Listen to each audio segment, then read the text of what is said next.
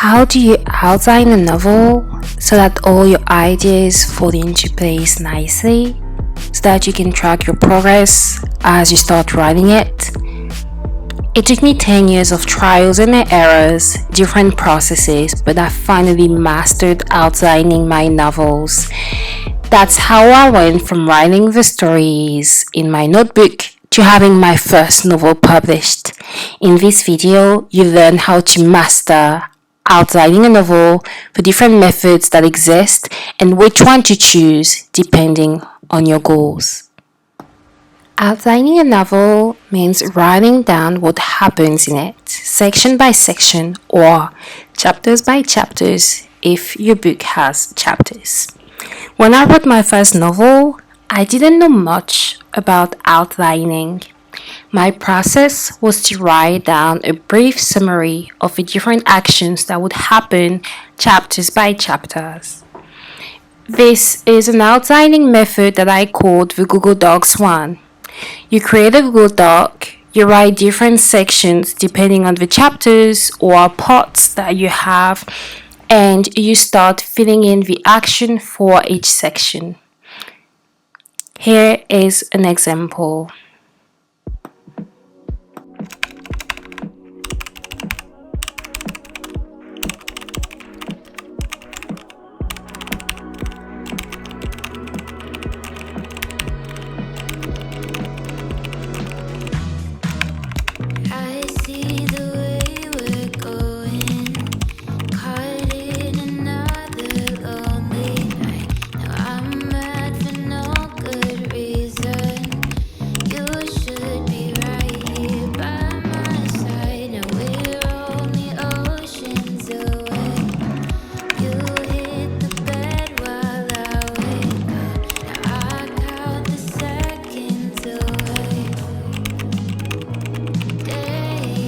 This one has its pros and cons. The pros is that it is straightforward, easy to apply.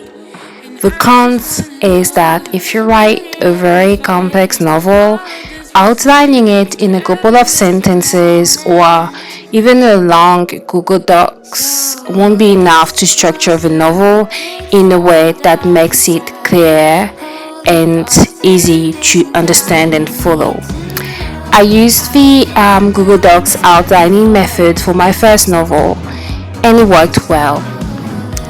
But after attending film school, where I learned a lot about film structure and the 3-act and 5-act story structure, I started using the 3-act and the 5-act structure for my scripts and my novels too.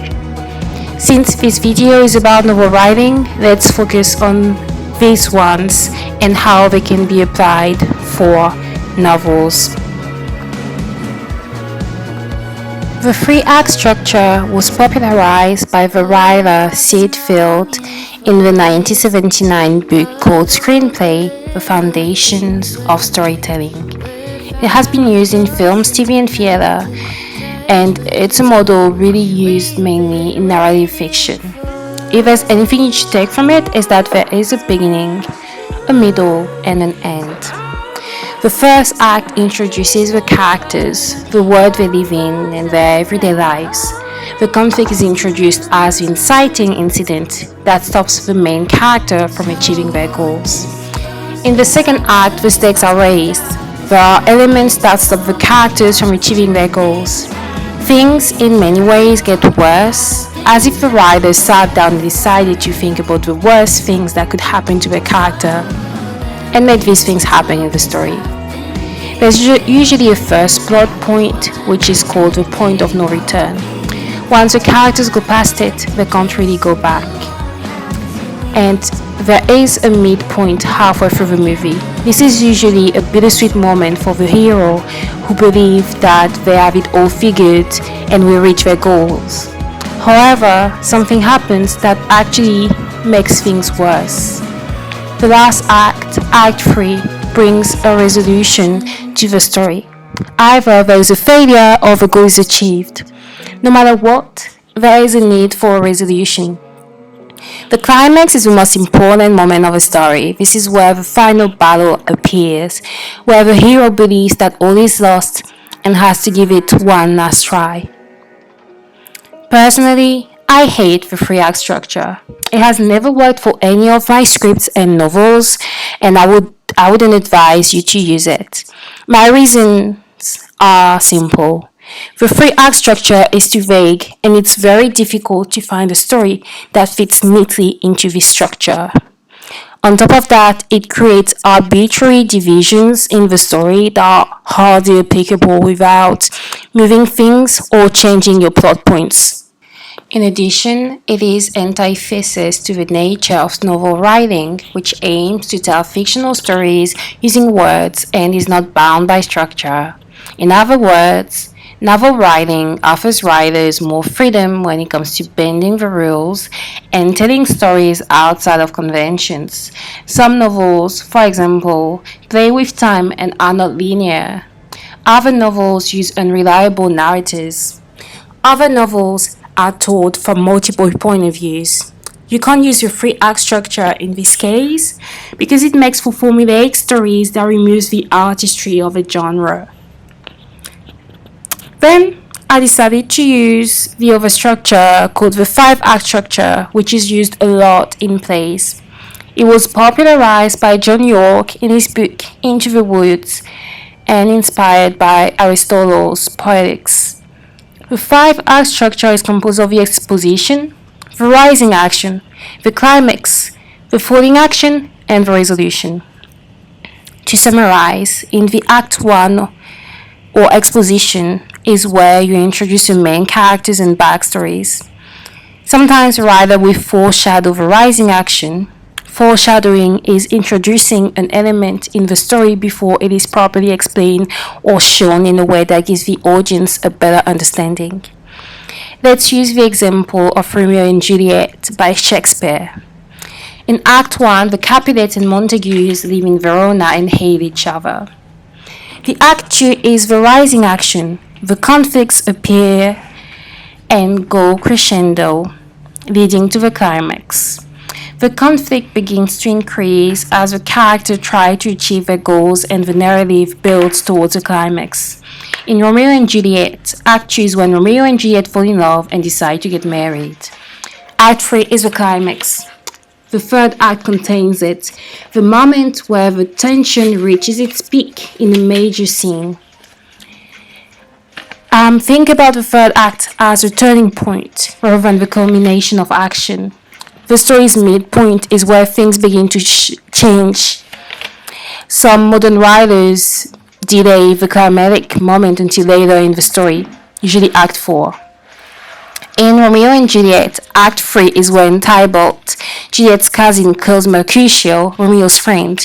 Romeo avenges his friend and kills Juliet's cousin, but he has to run away. Act 4 is a failing action. The element of Act 4, also called the falling action, includes a series of events that lead to a resolution. It's important to have a feeling of a final suspense in the fourth act, a moment in which the audience experiences doubt about the expectation of how the story will unfold. In Romeo and Juliet, Act 4 is when Juliet's parents force her to marry Paris. Juliet and the priest decide to fake her death so that she can run away with Romeo. Romeo is supposed to get a letter detailing the plan, but he never receives it. When he learns that Juliet has supposedly died, he comes back to see her. Act 5 is the resolution. The final act is the end,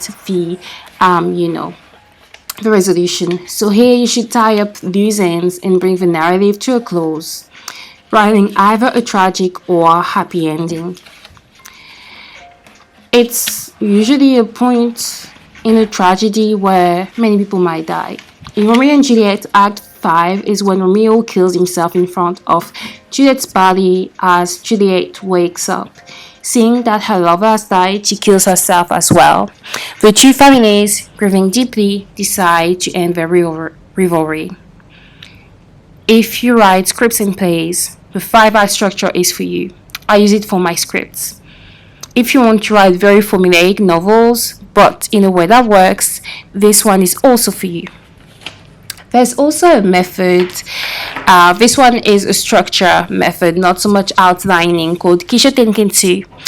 That was popularized by Hayao Miyazaki in his film Kiki's Delivery Service. This is one of my favorite structure.